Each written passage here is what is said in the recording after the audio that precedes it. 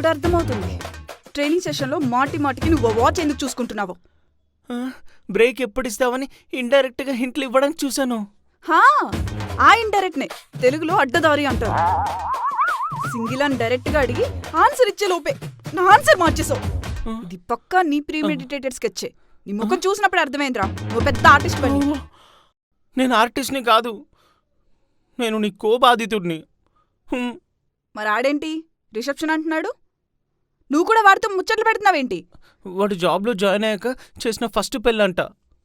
రిసెప్షన్కి వస్తే గుర్తుగా ఫోటో దిగి తీసుకెళ్తా అంటున్నాడు. రిసెప్షన్ లేదు, తొక్కలేదు. వాడు నా ఫ్రీడమ్ ఆఫ్ చాయిస్ ని గుర్తించినట్టే నేను కూడా ఈ పెళ్లిని గుర్తించట్లేదు. గంట తీసి దొబ్బుతా. అవును, మూసుకొని ఎవడింటికి ఆడిపోయి ఏం జరగనట్టు బతికేద్దామంటావా? అంతేనా? ఏం జరగనట్టండి? ఏం జరగలేదు, అసలు ఇక్కడ ఏం జరగలేదు. పోయి పక్కకెళ్ళి కొంచెం ఫ్రెష్ గా ఎయిర్ పీల్చుకొని బుర్రకెక్కించుకొని రా. ఇక్కడేం జరగలేదు. పో.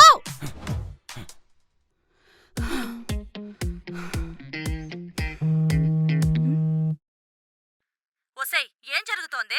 ఏం జరిగింది? ఏం జరగలేదు. ఇక్కడేం జరగలేదు. పార్క్ లో పెళ్ళైపోతే ఏం జరగలేదంటావేంటి? ఏం జరిగింది? అసలేం జరగలేదు.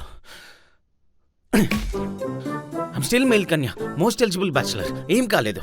Single I'm ready to. Excuse me, మీకు దగ్గరలో ఏదైనా మెట్రో స్టేషన్ తెలుసా?